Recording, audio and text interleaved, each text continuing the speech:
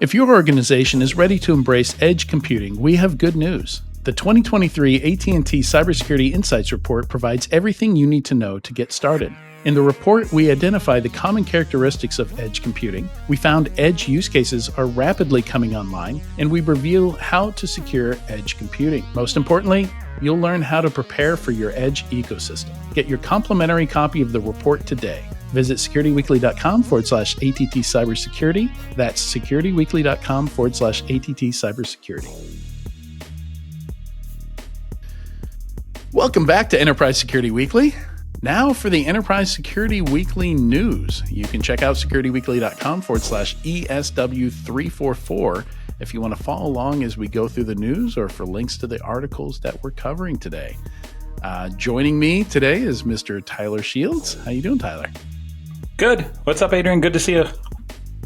Good to see you too. We're going to take a break for the rest of the year after this episode. I believe we've got a Vault episode queued up for the week after Christmas. But I think our first week where we're back 100% is in January. Bless you, Tyler. Wow. Thank you. I had it on mute, so nobody actually heard it. But yeah, I'm looking forward to January. Looking forward to get back on it. But we have some cool stuff today to talk about. We do. So not a whole lot of funding today. Admittedly, I kind of lean on Mike Privet's security-funded newsletter for items, and he's done for the year. So the only funding item that I have for us today is Halcyon closing a decently sized Series B, a $40 million Series B, to scale their mission of defeating ransomware. It's a great mission, you know. I hope they can achieve it. They grabbed Bain Capital was the lead funder on the B round here, and Jeff Williams joined as full-time CRO, which is amazing. I've done some work with Jeff; he's fantastic. Enrique Salem, former Symantec CEO, joins the board of directors. So it looks like they're going all in, bringing the total funding raised to $90 million raised in 2023 alone. So I don't know what they had before that. Believe it or not, this is a down round. Oh, goodness. I didn't notice that. Okay. Yeah, the Series A was $50 million, but that was back when money was free. So, well, just to be clear, April 2023. This is a down round in size. It may not be a down round in valuation, to be clear. Yeah, that's a good point to make. Yeah. Right. They may have looked and said, look, we're healthy. We're doing well. We can run this thing in a cash efficient manner. So we don't need anything more than 40. So let's just take 40 in. It's always impossible to know, right? You're always kind of guessing what the thought process behind the dollars and the valuations are in half of these things, unless the founders or investors come out and tell you point blank why they did what they did. You'll never know. But, you know, if that company is running in a healthy manner, they took 50 in earlier. Hey, let's take another 40. I mean, it could be a flat round. Hey, let's extend with a flat valuation. Who knows? Tough to know. And I don't think they mentioned it in the press release what their valuation was here. No, I haven't seen it. But their approach is really interesting because it's, to say that you're tackling ransomware, oftentimes when I see that, it's somebody who just offers backups, which ransomware, you know, the approach used by extortion crews has gone far beyond just encrypting your files. Some of them don't even bother to encrypt your files anymore. They will steal your data and threaten to release it to the public. And there's many other things they could do also. You know, they could poison your firmware, brick your devices. You know, encrypting files is not the only way to get you to pay money to undo something or to prevent something. They can directly call the SEC and report you for a breach. Yeah, and that has happened. That is a thing that has happened in 2023. And I think will be happening more of too. I wrote about it actually. I haven't put out this week's CyberWire newsletter, but I wrote in there. It looks like that's actually Black Cat. I think it was Black Cat. I don't remember which firm it was, but one of them, ones who just got hit by. Yeah, one of them basically said that going forward, now that the SEC rules are in place, that the CISOs have to declare within certain periods of time and everything. 4 days. They've announced that they will give like 4 days notice, and then they will report their own violations with continued frequency. So that's crazy to me. Yeah. I mean, just using regulation against you. Yeah. So, but the point being to declare that you're battling ransomware or anything like that, when ransomware is just a very generalized attack. In most cases, a lot of ransomware attacks just look like a pen test. They'll get in however they can get in. They might phish a user, they might exploit a vulnerability. They'll use whatever. Maybe they find an OAuth key for sale on a market, and they get in through an authenticated session via Slack or something like that, and social engineer people. So to make this claim, you have to have a very broad offering, and that's what it looks like Halcyon is doing. Where there's not a lot of details on the website. At least I haven't dug deep enough to get to the details if they have them. But they do say this doesn't replace your XDR or your endpoint security products, but works alongside it. And it looks like more like they're trying to innovate detection and response, and look for some of the key behaviors. So I mean, to me, it sounds like these guys are a patch for stuff that you already own that isn't working, kind of. So I don't know if it depends on the output of your EDR, your XDR, for them to do the job that they need to do. Yeah, it's a tough question, because I've said it all along that at the end of the day, there's no such thing as a fix for ransomware. There's a fix for attacks. There's fixes for certain attacks. There's protections for certain exploits. There's patches for vulnerabilities. All of these things can be applied, but there's no fix to an outcome. It's kind of like saying, right. I'm a car designer, so I design cars that will, completely guarantee that you will never be injured in a crash. Well, you can't guarantee that, because, what happens if I just literally just bang my head on the steering wheel? There's no guarantee in any of that. I don't think it's a great analogy, but my point is you can't just solve that outcome. You have to solve all of the inputs. And sorry if you can hear my dogs. a little bit. But that's, it looks like they are endpoint focused and malware focused. So when they say ransomware, I don't think they mean like extortion methods. I think they are specifically referring to the piece of malware that gets you to pay a ransom. But isn't that just malware? Yeah, right? That's what your anti-malware should already be doing. But this is something we see a lot in security. When Next Gen AV came out, I used to joke that when Symantec came out with their Next Gen AV offering, I'm like, why would you charge me for the patch to fix your normal EPP product that I'm, that I'm already paying for? And I am going to call out Symantec since their ex-CEO is attached to this one. But a lot of these new markets, a lot of these innovations just seem like bug fixes, right? Yeah, totally. I agree completely, and I do like the subtle little hey, Enrique, come on, man, this is your thing, this is your area. But it is. I mean, at the end of the day, the only way to fix ransomware and to protect from ransomware is a multi-layered defense. Now, when you look at their website, they're trying to do that. They're trying to, and the question is, are they going to be broad enough to cover everything? Yeah, it's super interesting. I want to say John Miller wasn't he central guy at Cylance? I don't think I know him. I want to say, so while we're talking about something else, I'm gonna follow that thread, or if I can do it quick enough, we'll do it right now.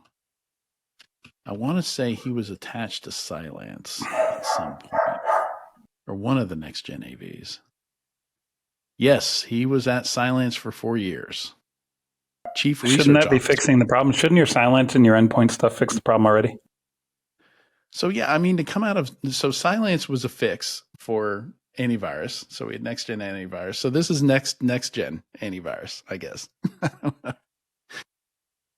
I don't know. I mean, that would be, I'd be interested to hear their response to that. Like why, why is CrowdStrike broken? Why is Cylance broken? Why do we need another layer on top of it that appears to be doing the same thing?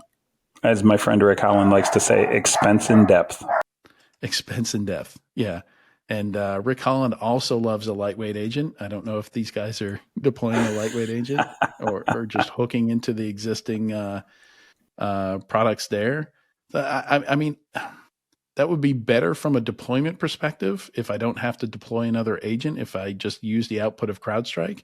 But again, that kind of leads to the question of, well, if you're just finding the stuff CrowdStrike is missing from CrowdStrike's own telemetry, like why would you not just be a plugin for CrowdStrike?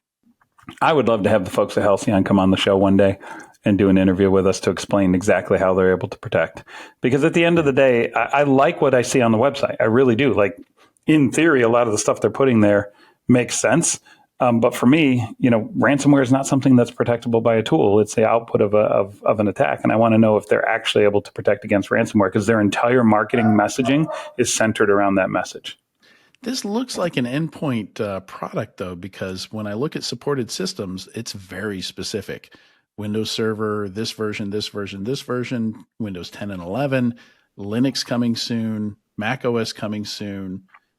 So that suggests to me that they have an agent that you're going to install alongside. So at the end of the day, it's caveated. We stop ransomware on these endpoints because we're a next gen endpoint engine. We're just leaning into the message. Yeah. All right. Let's move on. So Okta acquired Spera for over $100 million. I don't know what Spera does. I've not had a chance to look at this yet. But interesting. It's funny. We were just talking about Mike Prevett and me. We're talking about Okta, where they can have, they're just so unique in their space and big in their space that their stock keeps going up and people keep spending money with them despite the breaches that they've had and the issues that they've had. So yeah, they've got the money for acquisitions. Gosh, Okta, man, it's one of those situations where you're like, why? Is there no better option than to put your security in the hands of Okta after what Okta has gone through the last 18 months? Like, there's got to be something better. Yeah.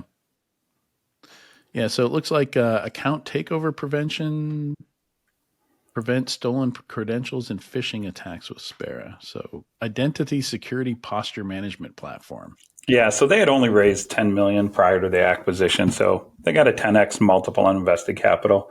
Only 25 employees, $100 million for 25 employees, $4 million ahead. I think that's going to make some happy employees there. So it looks like this integrates with your identity management stuff, including Okta, and tells you if you've configured it incorrectly. So I guess it makes sense to have a service within Okta that tells you when you're using Okta wrong. ISPM, Identity Service Platform. No, Identity Security Posture Management. Yeah. It's an ISPM play. All right, there you go. So just like anything else, you got to have something that actually identifies when you've done your security on your configuration wrong. Shouldn't it just work? But I don't know. Maybe I'm being maybe I'm being a little bit cynical. I guess that's a reason for the acquisition. I mean, there's different options. There's maybe there's a valid reason to do something that would look stupid in other context, and sometimes it's just stupid. Yeah, hey, I live that every day personally. All right.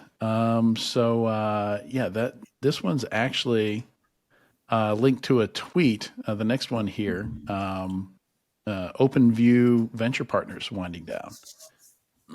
Yeah, this one's wild. Did you read any of the drama behind this one? No, I don't know the drama, so I'm glad you're here. Well, I'm definitely not going to be able to clue you in on all of the drama because I was kind of scanning it as it went down. But it was one of those, one person decided they wanted to leave the firm. They couldn't figure out the firm's handoff to who's going to run it next, or the remaining partners couldn't figure it out. And they just rolled up the whole damn thing. They just basically said, you know what?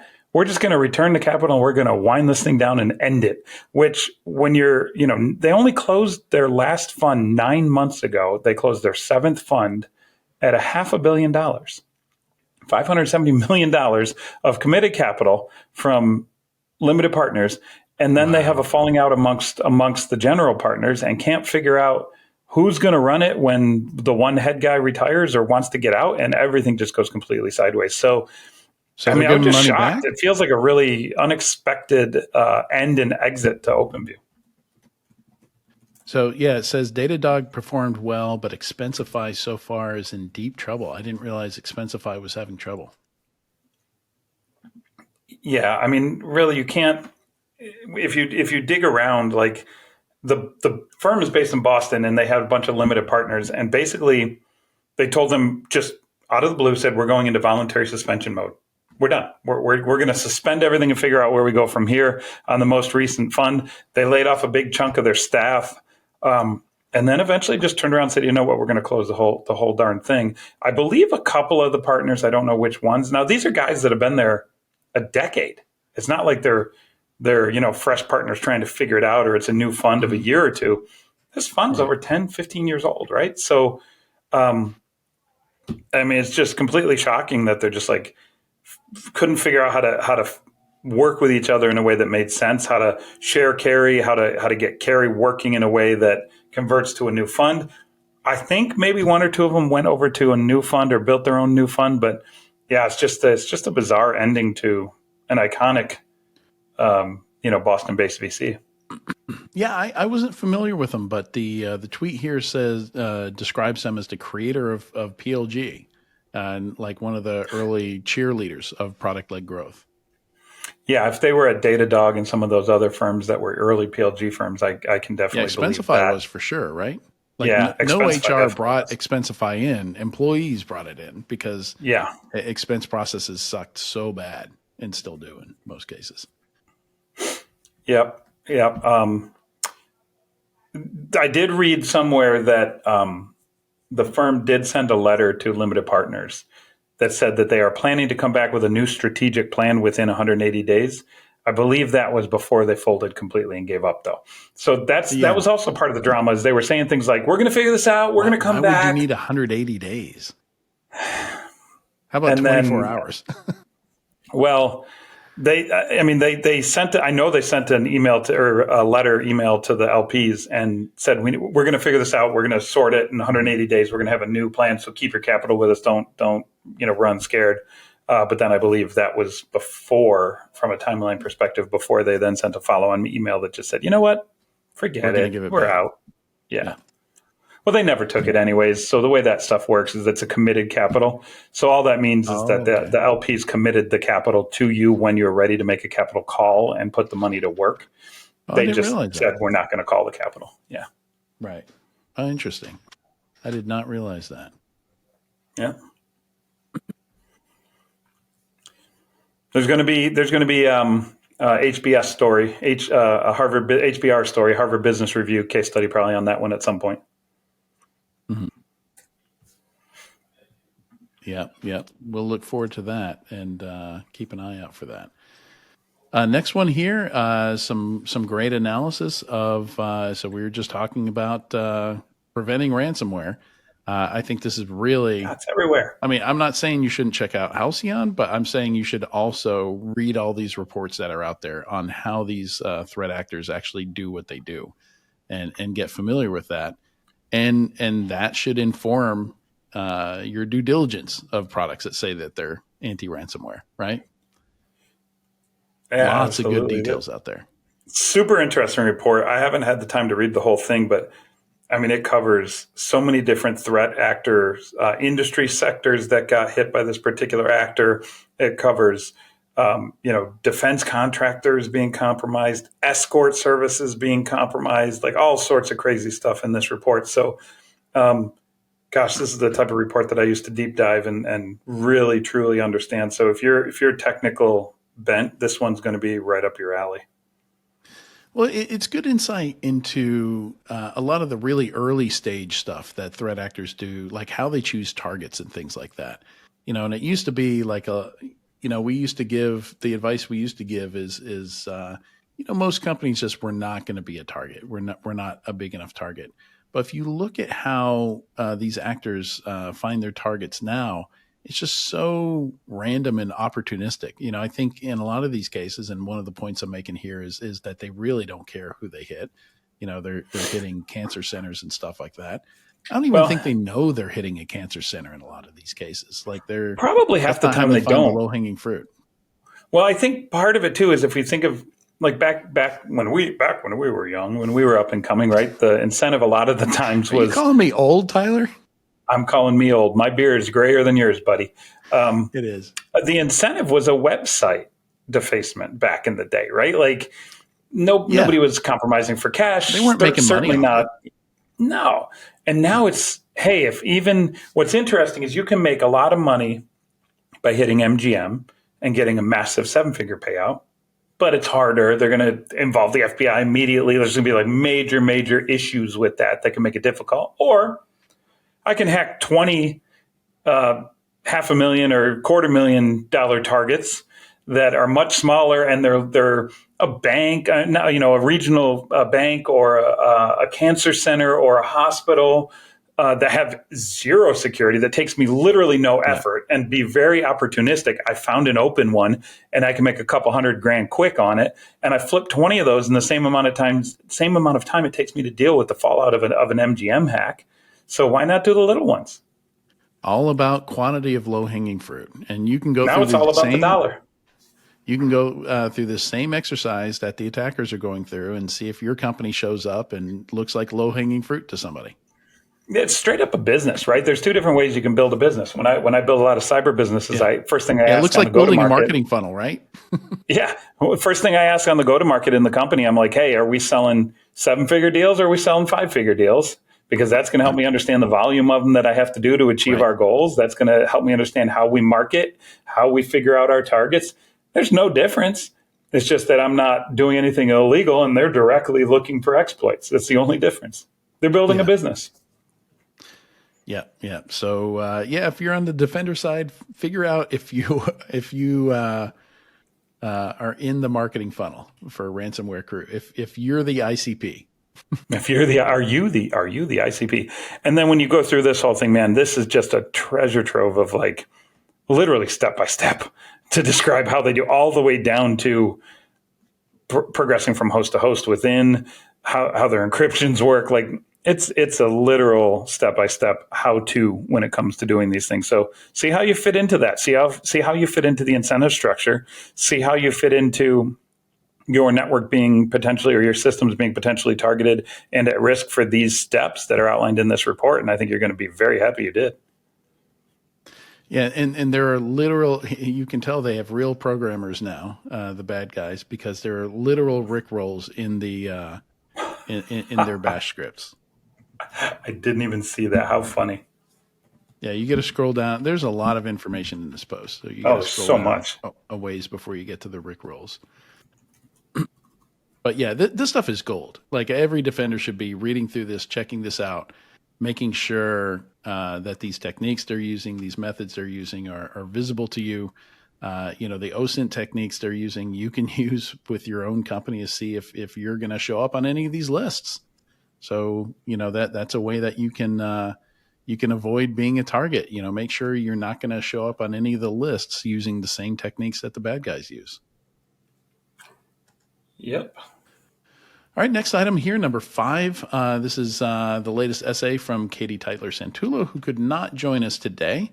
Talking about some of the standards that we're seeing emerge around guidelines for secure development for AI-based products coming out of collaboration between CISA and UK's National Cybersecurity Center. I just love it. I just love this because Katie actually mentions me in her report. So yeah, I'm excited. Of course you love it. she promotes my newsletter inside hers. So yay! Thank you, Katie. Yep. We give each other nods. We exactly. Talk about it on the podcast. It's good stuff. Exactly. I mean, I honestly believe we're all doing good work here to uncover the stuff and explain it. Yeah, AI security is such a weird thing, right? There's AI. I wrote a couple of reports. I don't even know if I published them. There's security of AI, and Right. security with AI or using AI to provide security, right? They're two different things. And the obvious, from an investor standpoint, the obvious easy target is security with AI because it's easier to implement. It's a more direct path to revenue. But the harder problem to solve that could result in a really massive company outcome is security of AI. And I'm not sure what that means. And I think that's some of the stuff that Katie's dancing around here. Regulatory compliance, trust and acceptance, global standards, ethical considerations. Like, what does it really mean to have security of AI? How do you limit AI from a guardrails perspective on what it can and can't do without getting into political difficulties, without getting into moral and ethical quandaries? Like, you're dancing on so many different interesting topics that it's very difficult to get your arms around such a wide problem. Well, I'm not even sure we need like brand new standards and frameworks for AI security. I think some of the existing ones still work, but certain items get highlighted more than others. Like she says, for bullet point number 1 here, data privacy and security, AI security is simply data security, only at a much greater scale and speed. So, because a lot of the risk is tied to data inadvertently being shared, through a lot of these, depending on how you're using AI, but certainly with LLM models, with all the chat bots people are building to try and automate different roles. If you stuff the wrong data in there, and we've been talking about this literally for years now, for over a year now. We will see chatbots, sharing the wrong data, or one of our squirrel stories is exactly one of these cases that we talked Yeah, about. I was gonna bring up the squirrel story, and then I was like, I bet you he put it in as a squirrel story. You sure did. Yeah. So number 16, GM dealer chatbot agrees to sell 2024 Chevy Tahoe for $1. But it's more than that. I don't know if you read the other articles that kind of led up to that moment. They actually convinced the chatbot to recommend a Ford first. Oh They yeah, asked it. They asked it, like, what is the best kind of truck for XYZ purpose and use cases, and drove it to say, well, honestly, the best kind of because I don't think Ford is GM. The best kind of no, truck it's for what you competitive. want is Ford, not GM. So go Right, buy a Ford. it's a Like, it competitor. told them to go somewhere else. And then Mhm. I think they learned to take it further and like, hey, wait a minute. What if we could convince this thing to sell it to us for $1? And it did. And it's so, I mean, that's one of the key things I think here with AI is people are so focused on what it can do, like they miss the use cases that it's really good for and the ones it really should not be used for. And this is one of those cases where, like, if you realize it's you know, almost like a person, like it can be social engineered. These Yeah. LLM models are meant to be conversational. It's not a binary question response like Google is or like a voice assistant is. Like you can realign a bot in real time. You can convince it of things and then get it to say things that are way outside the bounds of the people using it want it to do. Yeah, I've actually gone in now with my professional OpenAI subscriptions and beta subscriptions, and configured a bunch of chatbots specific to the things I do every day. I have a Mhm. snarky CMO bot for writing the cyber why. I have a product marketing bot for Traceable's product marketing work that I do. I have a bot that I've tweaked to be specific data sets on what I care Mhm. about, and you can But you don't upload have to it test big for chunks abuse of data. cases because you're the only user, right? Correct. But Yep. once you open up one of these things to the public, you have to take Yep. abuse cases into account. Absolutely. And the question is, like, because it's so open ended, the potential abuse cases are open ended as well. There's no Yeah. finite state of here's your 3 attack vectors you have to worry about. It's literally like, what can you convince the bot to think, right? And so it makes it very difficult. It's a non-deterministic threat model, Yeah. right? It's very, very broad. Yep. Yeah, and it's nothing new. Like we've seen that. Like the example I love to use is the Domino's app was one of the first apps where you could order food with an app, right, without interacting with a human. So all of a sudden, like if they don't put bounds and thresholds into place, you know, I think it took all of a week before somebody ordered 75 pizzas as a prank to be sent to somebody. Mm-hmm. So yeah, the abuse cases will show up real quick, as this squirrel story proves. All right. So number 6 was an eyebrow raiser. And again, like, I haven't had time to really dive super deep in this, but this is kind of disturbing. Yeah.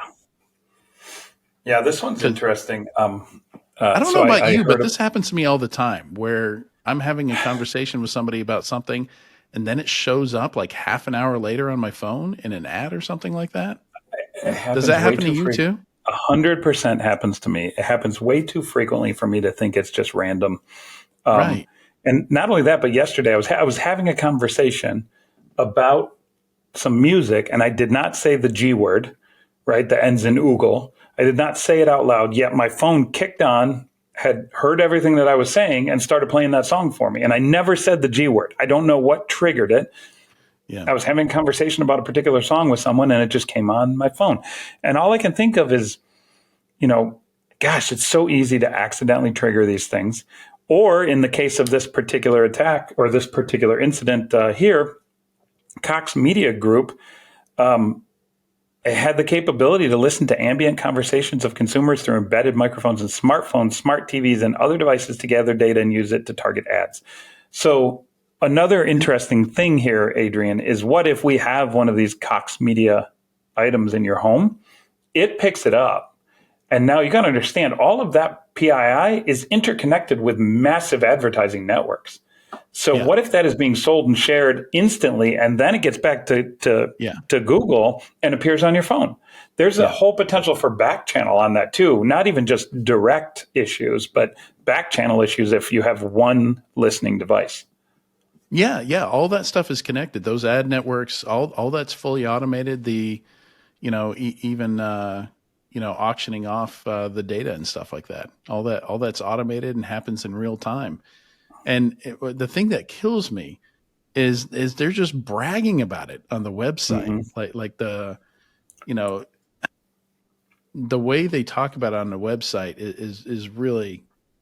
I think the thing that makes me the most angry is they're like, I would love to put up a poll. Maybe we'll do this in our Discord at a later date, but put up a poll and just say, would you care or would you be willing to trade your PII in this sense, hopefully not used against you, but certainly collected to provide you convenience? Meaning, hey, I'm talking to Adrian and I'm like, hey, Adrian, I heard the song earlier today. It was a rock song and I heard it around 2:00. And all of a sudden my phone just goes, hey, Tyler, it was this. mm-hmm. Would you be willing to trade for convenience, right? And that might be a poor example, but would you be willing to trade that continuous listening for the convenience of having the data given to you in its moment of need without even having to ask for it? It changes the interaction paradigm quite a bit. Well, yeah. So, I mean, we're not talking about whether or not a technical capability is good or bad. I think this conversation is entirely about consent. Is entirely about being It aware is. of, not only aware of what it can do, but that it's actively doing it. I think that's where it becomes creepy, is when you feel like you didn't consent for that to happen. For sure, but what I'm dipping my toe in is the water of implied consent in a go forward motion. So rewind 15 Yeah. years, Facebook's being invented, the same problem existed. They were collecting all your personal information to sell it.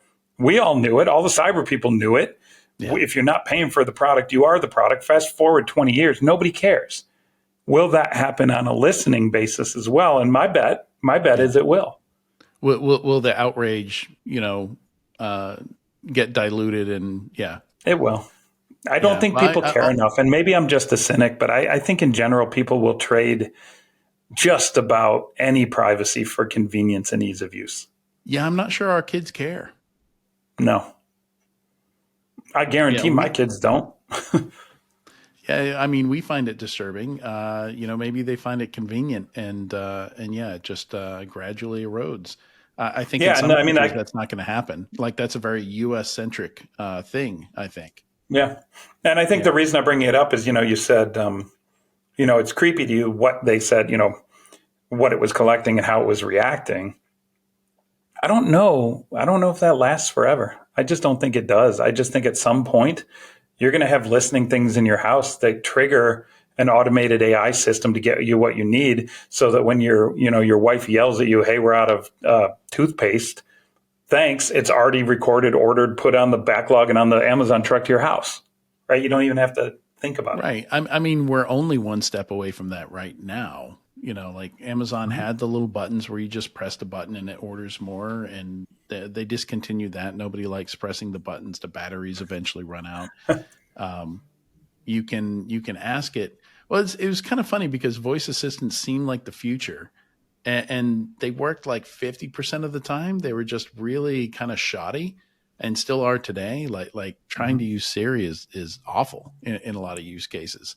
And even the better ones, the Amazon and the Google are a little bit better. Still, like maybe 50% of the time, they misconstrue your meaning. Like the LLMs are a lot better. Like I've got the Meta glasses with the Ray Bans with the camera built in, and it connects to your phone and everything, and it's actually connected to LLM backed search, so it's more like a Chat GPT interface when I say "Hey Meta," and and that's it's just funny how they design this stuff. Like Google Voice hasn't been updated in 10 years. They haven't added a feature. They've done nothing with it in 10 years. And Siri is the same way. Like nobody's done anything to improve Siri and These how two it things works. gotta link. They have to. Yeah. I mean, it just totally makes sense. And then I think, it's one thing to say, "Hey, Meta," and have it react and do what you need it to do, or "Hey, Google," or whatever. Mhm. But I think what the future will become, and this is why I believe that the barrier of listening and not listening from a consent perspective has to break down, Yeah. is because what if it's smart enough to just listen in on your conversations and predict things that you need or want, Right. and it just executes for you. And Right. that's really where AI starts to become super powerful, is making, not just listening and making an action. That's straightforward. But listening, knowing your entire life and how things operate for you, and knowing that your natural next step will already be this. So it's going to execute that for you. It's going to put it in your calendar. You don't even have to tell it, right?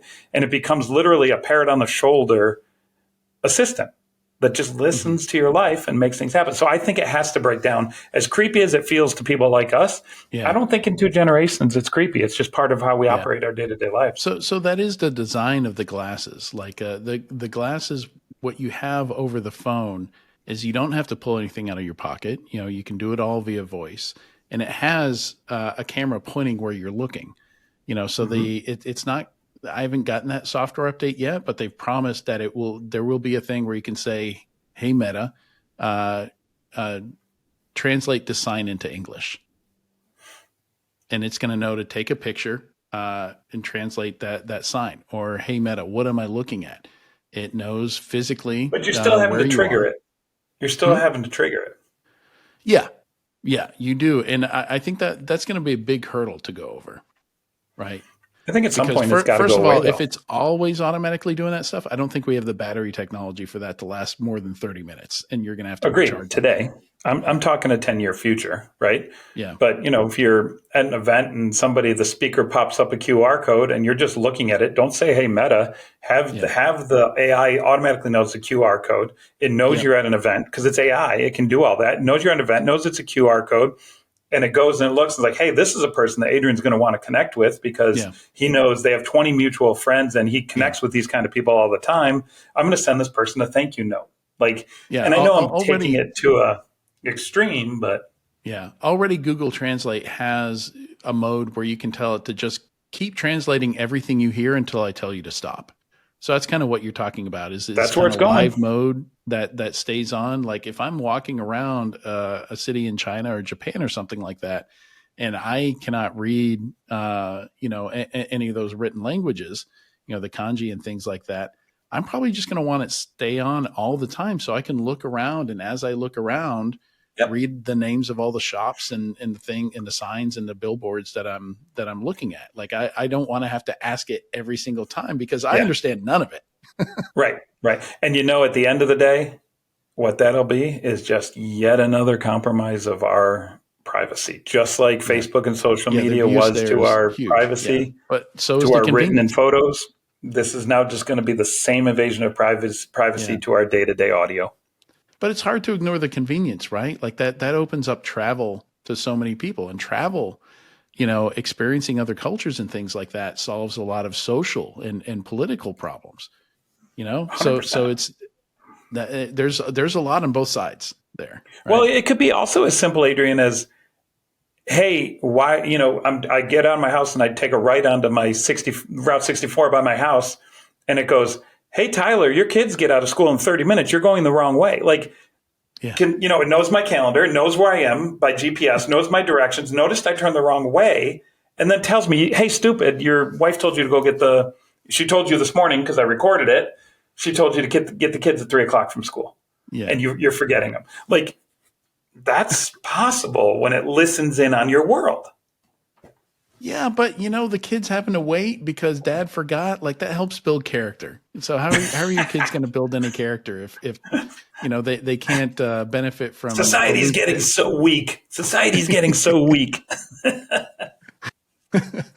What All right, next topic. yeah. We beat this one to hell. What's next? I don't know that I don't want to make any mistakes. I'm not sure I want to be corrected to that extent. I I learn don't know, from man. If mistakes. somebody could literally, I live my life in my calendar. If it's not in the calendar, it does Yeah, not happen. same. So if somebody could tell me something like that in real time, like, hey, Yeah. like, that would be huge for me. That's how I use my smartwatch. My smartwatch was a game There it changer is. for me. Like I Telling you, always man. know what my next thing is and when it is. The Um, creepy world is coming, buddy. I'm that was telling you. that was huge for me. Yep, it Creepy is. world. It's here. It's just gonna go deeper. Um, yeah. So I already mentioned number 7. It's just I did find a Twitter account that on a weekly basis sends out stats on how bad ransomware is. And Oh, so that's really? not something I'd seen really summarized. So I've got the link in the show notes there. It's Dark Feed is the name of the account. I don't know if they send this out on other social media platforms, but they tell you the top targeted countries, the top targeted business sectors. Like healthcare was 7 in the last week that were hit. Top active ransomware teams, and Do they have a linear, do they have a time graph, meaning over time, the number of ransomware reports that they know about? I don't know. I haven't looked too deep into what they have on The their reason website. why I'm bringing that up, Adrian, is I feel like the last 90 to 120 days has just been There's been a a spike. rampant explosion of ransomware. And I have no data other than I read the news every week for Yeah. this show and for the Cyber Why. I have no data other than, I think I'm seeing more of them. It would be really cool if we had like a graph that showed the number of ransomware attacks over the year. I think that's what they do. I'm looking at their website, so darkfeed.io. I think that is their business is basically graphing out this data for you and providing these statistics. So yeah, they might be able to give you that graph. It looks like. Well, if there's anybody listening from darkfeed.io, please get in touch with me, tyler.shields@gmail.com. I would love to see some of your statistics and maybe reference them because, I was actually going into 2024, I was going to start this myself, start tracking every ransomware and every breach, and put together a website that literally just lists every single ransomware or breach that we find throughout 2024. I wanted to do that as a project. I still might do it, but if the dark feed guys are already doing it, I'll leverage what they've got. Yeah, yeah, and it's and they've monetized it. Yeah, this looks pretty good. Yeah, I'll dig into this more later. Um, so XFinity had a breach. I guess it was inevitable. It was they got hit by the Citrixbleed, which is man, it's yet another vendor that's just everywhere. Like Yeah. we saw a company that provides services to um, credit unions get hit with Citrixbleed, and that impacted 60 credit unions. Because it's one company that Yeah. provides services to other credit unions, and yeah, a bunch of organizations just didn't patch Citrix quick enough, and that's a lot of low hanging fruit. A lot of people still using Citrix for stuff. Yeah. Yeah. it's just a sad state of affairs. It's one of those situations where, it's like Log4j. It's going to be the gift that keeps on giving for a period of time. Yeah, yeah, and we saw that last. I think we had that as a story last week where I think it was North Korean groups were still getting mileage out of Log4j 2 years after it first came out, or Log4Shell. Yeah. Sorry. Well, yeah, the Log4j hack, but Yeah, so yeah, I've seen. it's sad. So get a couple vulnerabilities here. The Google OAuth one I haven't had time to dig into, but I did dig into the SSH vulnerability a bit. And this is one of those where, like, I've seen it published everywhere about how SSH is significantly less secure, but it doesn't take long for you to find that it is a man in the middle attack. So you do have to control the network that SSH is on, which is not Yeah, an not easy. insignificant amount of access. Like there's a bunch of shit you can do once you control the network, once you're in line with Yeah, SSH traffic. yeah. That's I don't know. That's one of those hacks that it's like, okay, yeah, you And can steal the car. You can steal the car if you've already got access to the house where the keys are, and you exactly. can grab them. Oh, okay, thanks. Exactly. Like I've already got the keys to the car, but I'm going to use an exploit to steal it. I don't think so. Yeah, yeah. Um, and your SSH traffic, I'm just going to suggest that maybe it shouldn't be going over the public internet in 2023 anyway. Use VPNs, use zero trust network access. You use something where it's not traveling over the untrusted networks. Yeah, it's interesting though, Adrian, because SSH is supposed to be an encryption layer on top of traffic, right? That's Right. what it is. How is that technically? I mean, there's a million ways I can answer this, but how is that any different than a VPN layer using SSL instead of SSH to do an encrypted tunnel? What's the difference? If you're doing it right, if SSH didn't have a bug or an issue Right. built No, into you're it, right. Yeah, SSH. A lot you of should be people. able to rely on it. A lot of people do tunnel other protocols through SSH. That is a Absolutely. thing that you Yeah. can do through SSH. Like even early on, a lot of people would do X11 forwarding through SSH. You can do RDP through SSH in the days when RDP was not an encrypted protocol. So at the end of the day, what they're Yeah, saying no, is you're right. if you can get in the middle of the transaction at the right time, you can hack SSH, is what they're saying. Yeah, well, and not even hack SSH, but you can downgrade it to more vulnerable protocols. Okay. So that Let's get the fix out on this one, guys. This will not become the next Citrix or Log4j. This is just to get we the would patch out already so we know can if it fix it. was. Yeah, Yeah. there would already be breaches we'd be talking about from this if it was as serious as a lot of outlets are trying to make it. Well, it gets serious when it's an RCE, right? Where you can actually remotely Yeah, execute something, and it's right? not. And this is not an RCE; it's a man in the middle. Yeah, RCE, big problem. There's still a lot of Mm-hmm. SSH listeners on the public Oh internet. gosh, if it was an SSH RCE, throw in the towel. We done. Yeah. Yeah, it would basically be the Mirai botnet all over again, right? Mm-hmm. Like somebody would Mm-hmm. write a script and they would own all that SSH overnight. Like it would They take would pwn the hours. world. Mm-hmm. Yeah, in hours. It would only take hours for that to happen. Yeah, so the SEC backpedaled a little bit. Again, this is not the first time they've backpedaled on requiring companies to provide details of the breach. So again, the only thing being required is reporting that a breach has taken place within 4 days of determining that it is material.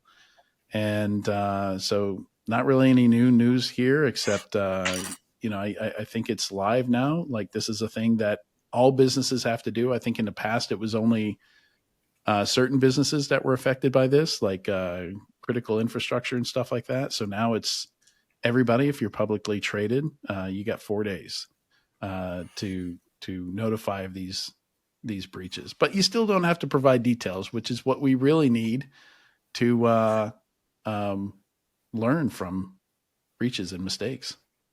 Yeah, I mean, if you leave the discretion, it says here, if you leave the discretion of the company, you may or may not get an 8K. Okay, so you have to say you've been breached. That's literally all you have to say. They've backpedaled on all other required details without any date of saying 6 months. You better have all your ducks in a row. Like there's nothing to go with it. Yeah. Yeah, that's it. Well, I think. that's really taking the fangs out of that one, isn't it? Yeah. Yeah. I mean, it's frustrating to me because clearly we're not learning from our mistakes. Really, all they're saying is when you get breached, you have 4 days to tell the world you've been breached. You don't have to provide any information ever. No.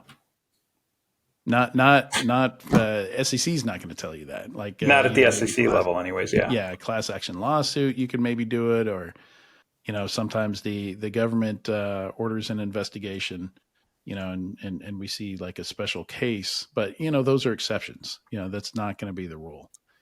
But yeah, I gotta think we got to get to a point to where there's a transparent report. I don't care if it's anonymized. Like I don't care who the company is. Like I just want to know how it happened and what we can learn from it so we can get better. Well, the other part is too, it says, if I recall correctly, I may not get this one right, but I believe it even says that it's 4 business days after the company determines the incident to be material. What's material? Exactly. So that's another loophole. Yeah. $40 billion valuation company, is a $5 million hack material? Yeah. Who knows? Yeah. So that's actually, there's a lot of guidance around that. I've seen people just coming out of the woodwork, to help define that. I think we might have reported last week or week before, there are now some standards on determining materiality coming out of maybe it was CISA. But there's guidance there. So it's not completely like up to the company to, we just determined this wasn't material. Like they're going to have to defend that. There's going to be some standards for that. Yeah, but at the end of the day, they're not required to give any other information other than they've been breached. No. Yeah. Yeah. Squirrel story time. Squirrel story time. I love it. So we already covered one. More than we probably have time for. Number 15, we won't talk about. It's entertaining. Click it, check it out on your own time. But it's a list of predictions made in 1923 about 2023. So 100 years into the future from the 1920s. Oh my gosh, that's a must read. Some of it's pretty good, and some of it's just hilariously way off, as you would expect. Like women will blacken their teeth and shave their heads. Yeah, computers didn't exist yet, so they didn't even know about computers. So, course, some of these predictions are going to be, way off. All people will be beautiful. The one I see over and over that's kind of fascinating is I said we weren't going to talk about this, and now we're talking about it. But no, we have to. Come on, we have to. Some of these are priceless. Is that work is going away? So I've seen that from the 1920s, from the 1950s. The idea that technology is somehow going to remove the need to work. And all we see is the opposite trend, right? We see people working longer and longer days, not shorter.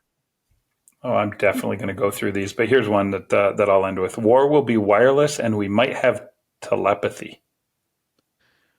Not too far off. I think that's one of the better ones. That's pretty close.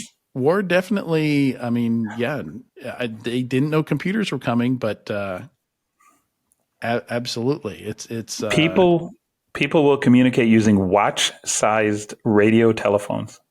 And we do. Holy smokes. My wife was just on a call from her iPhone, from her iWatch the other day. There you go. Yeah, they're thinking about miniaturized radios, and that's exactly what we got. We have miniaturized radios in watch devices. Yeah. So I think we need to redo this research for 100 years from now, 2123. We could do that. That could be fun. That could be fun. And then the one I thought you would enjoy is number 17. So Mike Prevet asked DALL-E to make an image of an industry analyst trying to come up with a new cybersecurity category or acronym that makes sense. And then he says, for every 10 likes, I'll make him look more frustrated and unhinged. And it just kept going. It was great. So I saw this one. When it came out, he was on the first iteration of unhinging. Yeah. And I immediately liked it, of course. Yeah. And I forgot and never went back for the remaining pictures. And I think you could just, oh my God, this is fantastic. He You got could take 82 this. likes, so there's 7 more after the first one. Oh, and the last one's amazing. He's just buried in papers. It's absolutely fantastic. Yeah. That's great. Yeah. So Before we wrap, Adrian, Yeah. before we wrap for today, I do want to let you know, thanks to you, I had my 19-year-old son, watch Cocaine Bear this week. And he said it was the worst movie he's ever seen in his life, but he loved it. Yeah. That's a good review. That's an accurate review. The worst movie you will ever see that you will also love. That you will watch again. Right. That you'll be willing to watch again. Yeah. Absolutely. That's great. Awesome. Well, that's it for 2023. We'll be back in 2024. Next week will be a Vault episode. Tyler, thank you for being here with me. Adrian, the last episode thank you for a great year. Thank you for a great year, my man. It's been a lot of fun to put another year in the books with you on the show. Yeah, same here. Same here. It's been a lot of fun. And big thanks to everyone who has watched or listened in 2023 to this podcast. And to everybody listening to this episode, thanks for sticking with us all the way through to the end of 2023 and to the end of this episode. We'll see you in the new year. Bye-bye.